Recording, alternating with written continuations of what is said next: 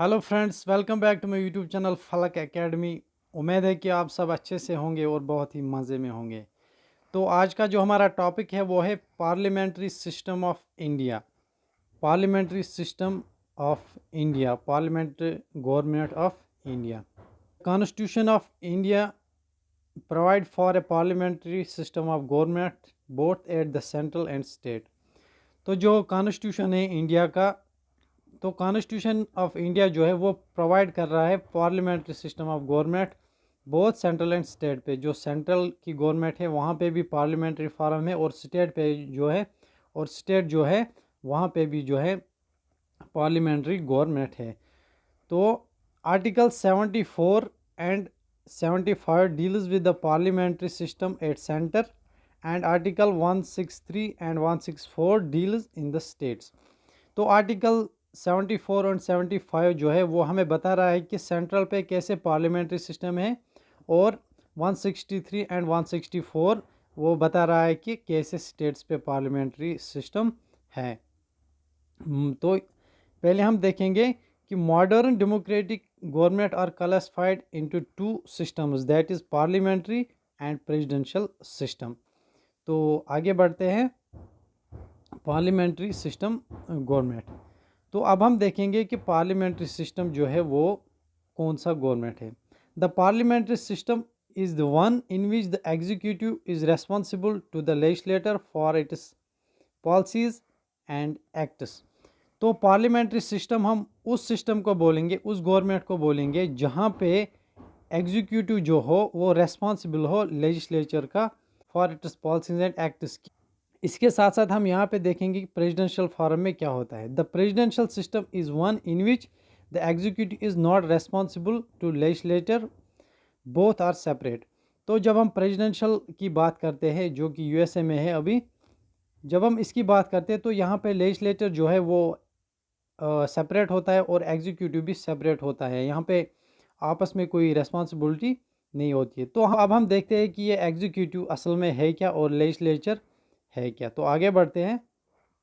तो पहले एग्जीक्यूटिव जानते हैं एग्जीक्यूटिव होता क्या है।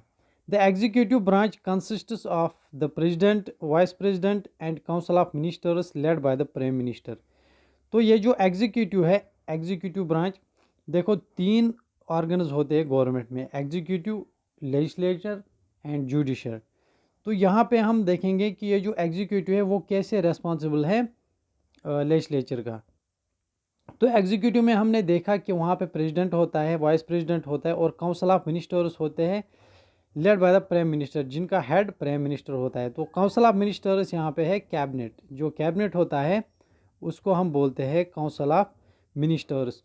तो इनका जो हेड होता है वो प्राइम मिनिस्टर होता है। तो यहाँ पे क्या है, प्राइम मिनिस्टर जो है वो हेड ऑफ गवर्नमेंट है और प्रेसिडेंट जो है वो हेड ऑफ स्टेट है। अब हम देखेंगे कि लेजिस्लेचर क्या होता है। Within the legislative branch are the two houses of parliament, the lower house or Lok Sabha, House of People,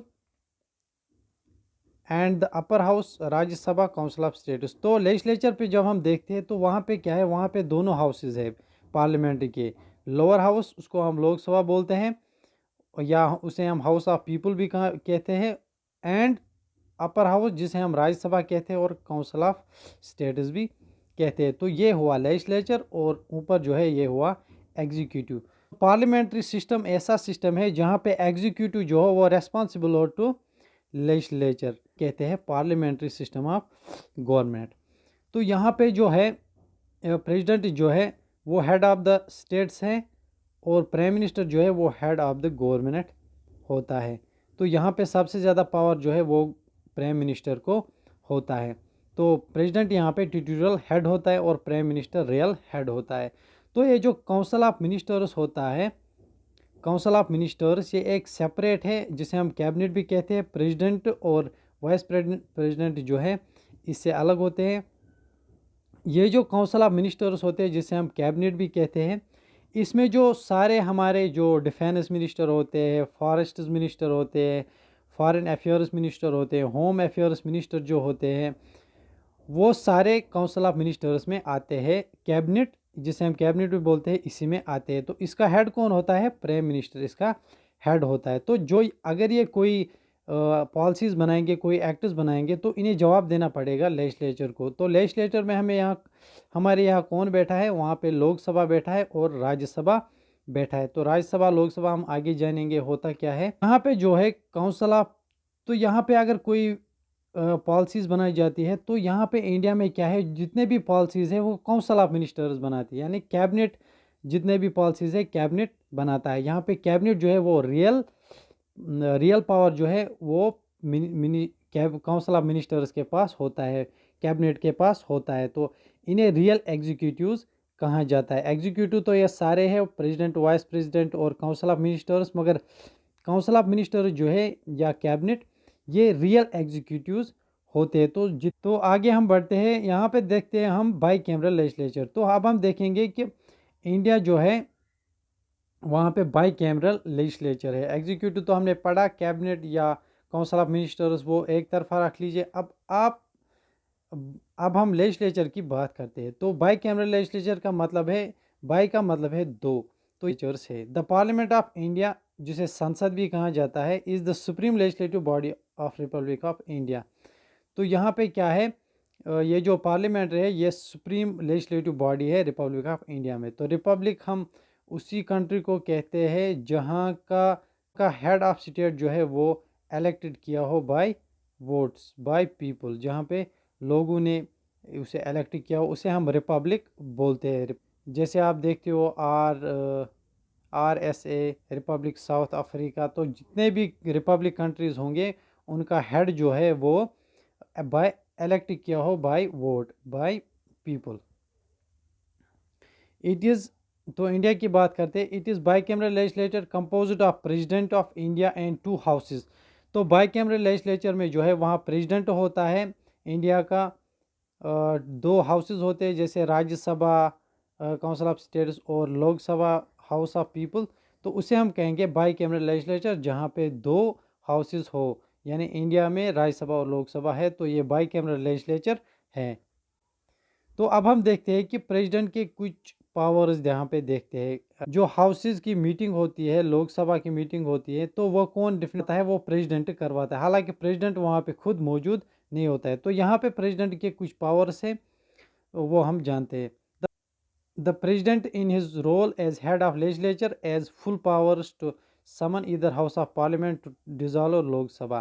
तो यहाँ पे जो है प्रेसिडेंट जो है वो हेड होता है लेजिस्लेचर का, और उसके पास फुल पावर्स होते हैं कि वो डिज़ोल्व कर सकता है लोकसभा को और समन कर सकता है इन दोनों हाउसेस को। The president can exercise these powers only on the advice of prime minister his and his union council of ministers. तो यहाँ पे साफ लिखा है कि ये जो प्रेसिडेंट है, ये जितने भी पावर्स इनके पास है कि ये डिज़ोल्व कर सकता है लोकसभा को, तो ये जितने भी पावर्स है ये प्राइम मिनिस्टर के एडवाइस पे इन्हें क्या है, इन्हें लागू कर सकता है। जितने पावर्स इनके पास है प्राइम मिनिस्टर के या काउंसिल ऑफ मिनिस्टर्स के एडवाइस पे, जिसे हम कैबिनेट भी बोलते हैं, उनके एडवाइस पे ये पावर जो है लागू कर सकते हैं। तो यहाँ पे प्रेसिडेंट का एक अपना पावर होता है, विटो पावर या pocket power, POCKET, pocket power,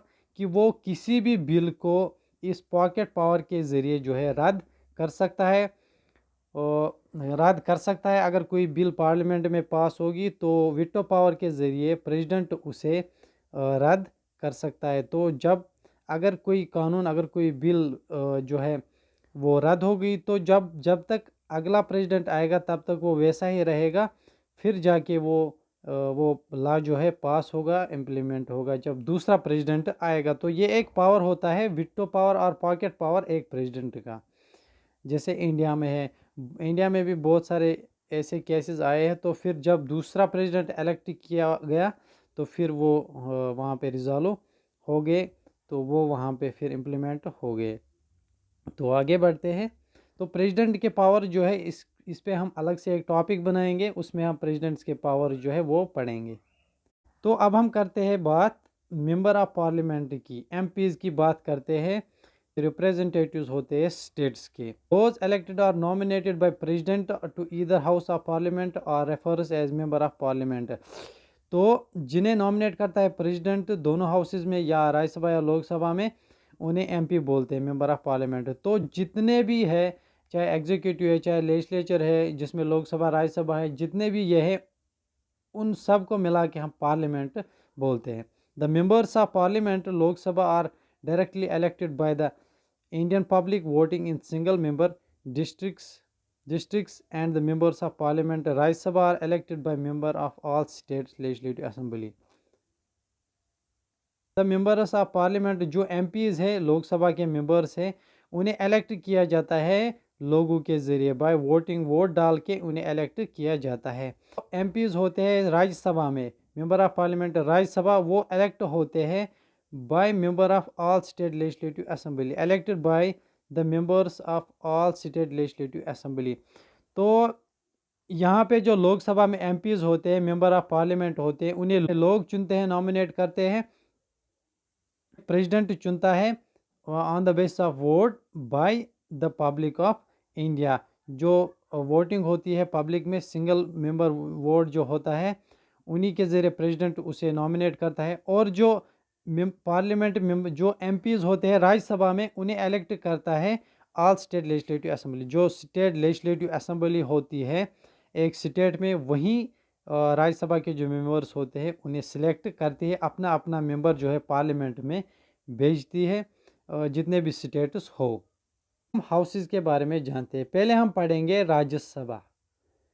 तो राज्यसभा के बारे में हम पढ़ेंगे, जो कि लेजिस्लेचर में आता है। तो the parliament has a sanctioned strength 245 members in which 235 are elected by the legislature of the states and union territories। तो यहाँ पे जो राज्यसभा है इसकी स्ट्रेंथ होती है 245। 245 मेंबर्स होते हैं, जिनमें 233 जो हैं लेजिस्लेचर से, जो लेजिस्लेचर है स्टेट्स के और यूनियन टेरिटरीज के, 233 वहाँ से जो है नॉमिनेट होते हैं। The president can appointed 12 members from their contribution for their contribution to art, literature, science and social service. और यहाँ पे प्रेसिडेंट जो है 12 मेंबर को सिलेक्ट कर सकता है उनकी कंट्रीब्यूशन देख के कुछ फील्ड्स में, जैसे लिटरेचर है, साइंस है एंड सोशल सर्विस है। तो हम बढ़ते हैं लोकसभा की ओर, लोकसभा को देखते हैं। तो the maximum strength of Lok Sabha house इनविसेजेड by the constitution is 552। तो लोकसभा के जो मेंबर्स है वो 552 होते हैं, which is made up by election of up to 530 members to represent the states. तो जिसमें 530 जो है वो अपने स्टेट्स को रिप्रेजेंट करते हैं। जैसे हर कोई स्टेट जो है इंडिया में अपने अपने रिप्रेजेंटेटिव्स पार्लियामेंट में भेजते हैं, तो 530 जो रिप्रेजेंटेटिव्स है स्टेट्स के, वो लोकसभा में होते हैं। After 20 members to represent the union territories, और 20 मेंबर जो है वो यूटी से होते हैं, यूनियन टेरिटरीज से होते हैं, कहाँ पे, लोकसभा में। And not more than 2 members of the Anglo Indian community. 2 member जो होते हैं वो एंग्लो इंडियन कम्युनिटी से होते हैं। यहाँ पे देखिए, यहाँ पे एक इम्पॉर्टेंट क्वेश्चन है कि एंग्लो इंडियन कम्युनिटी कौन होते हैं। एंग्लो इंडियन कम्युनिटी हम उनको बोलते हैं कि जिनके एंसेस्टर्स, आबो व अजदाद जो है ब्रिटिश से हो। जैसे ब्रिटिश यहाँ पे थे, ब्रिटिश का कब्ज़ा 200 साल तक था इंडिया में। तो बहुत सारे ऐसे इंडियन हैं जिन्होंने ब्रिटिश के लड़कियों के साथ शादी की, या ब्रिटिश के लड़के ऐसे थे जिन्होंने हिंदुस्तान की लड़कियों से शादी की, इंडिया की लड़कियों से शादी थी। चूँकि पाकिस्तान और इंडिया उस वक्त एक ही था, तो फिर पार्टीशंस हुए 1947 में, फिर पाकिस्तान अलग हो गया और इंडिया अलग हो गया। तो यहाँ पे जो भी, तो फिर ब्रिटिश फिर वापस गए, और जो यहाँ पे रहे, ब्रिटिश के यहाँ पे रहे, जिसके एंसेस्टर्स आबो अजदाद ब्रिटिश वापस चले गए और वो यहाँ पे रह गया, इन्हें हम कहते हैं एंग्लो इंडियन कम्युनिटी। सीधे से हम बोल सकते हैं इनको ब्रिटिश इंडिया। तो ब्रिटिश इंडिया के जितने भी होंगे, जितनी भी कम्युनिटी होंगे, उनमें 2 मेंबर चुने जाते हैं लोकसभा के लिए। तो अब हम देखेंगे कि ये जो हमारा पार्लियामेंट है, संसद है, तो ये कहाँ पे लोकेट है, इसकी लोकेशन हम देखते हैं। The parliament house, Sansad Bhavan, is located in New Delhi में।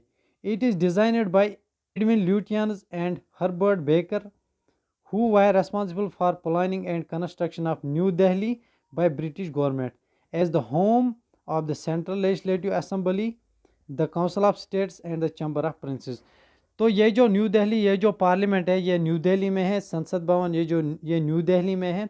तो इसे डिज़ाइन किया एडविन ल्यूटियंस ने और हर्बर्ट बेकर ने, जो कि जिन्हें रेस्पॉन्सिबिलिटीज़ दी गई थी ब्रिटिश गवर्नमेंट ने कि आप कंस्ट्रक्ट करेंगे न्यू दिल्ली, ये आप पार्लियामेंट को कंस्ट्रक्ट करेंगे by British government as the home of central legislative assembly. क्योंकि जो सेंट्रल की लेजिस्लेटिव असेंबली है, लोकसभा और राज्यसभा दोनों मेंबर चैम्बर जो है, council of state and council of Prince, उस वक्त काउंसिल ऑफ स्टेट था और चैम्बर ऑफ प्रिंस था। तो इसको बनाने की रेस्पॉन्सिबिलिटी जो है ब्रिटिश गवर्नमेंट ने एडविन ल्यूटियंस और हर्बर्ट बेकर को दी थी कि आप पार्लियामेंट को बनाए। तो ये इसकी लोकेशन थी जो कि न्यू दिल्ली में है। तो यहाँ पे जो आप तस्वीर देख रहे हो, ये है हमारा पार्लियामेंट। ये हमारे पार्लियामेंट की पिक्चर है जो कि न्यू दिल्ली में है, संसद। तो ये था हमारा आज का topic, parliamentary system of government in India. और इसके साथ साथ हमने प्रेसिडेंशियल फॉर्म गवर्नमेंट का भी थोड़ा सा डिफिनीशन वो है जाना है। तो इसमें हमने दोनों हाउसेस भी पढ़े, राज्यसभा एंड लोकसभा, जैसे हम बाई कैमरा लेजिस्लेचर बोलते हैं। और एग्जीक्यूटिव के बारे में हमने यहाँ पढ़ा कि एग्जीक्यूटिव कैसे होता है, एग्जीक्यूटिव क्या होता है और लेजिस्लेचर क्या होता है। तो और इनका रिलेशनशिप भी हमने यहाँ पे देखा है कि इनके बीच में क्या रिलेशनशिप होती है, कौन किसका जिम्मेवार होता है। तो उम्मीद है कि आपको टॉपिक पूरा समझ आया होगा, और कमेंट सेक्शन में आप ज़रूर बोल दीजिएगा। चैनल को ज़्यादा से ज़्यादा सब्सक्राइब कीजिएगा। आपसे मिलते हैं अगले वीडियो में, तब तक के लिए अल्लाह हाफिज़, टेक केयर।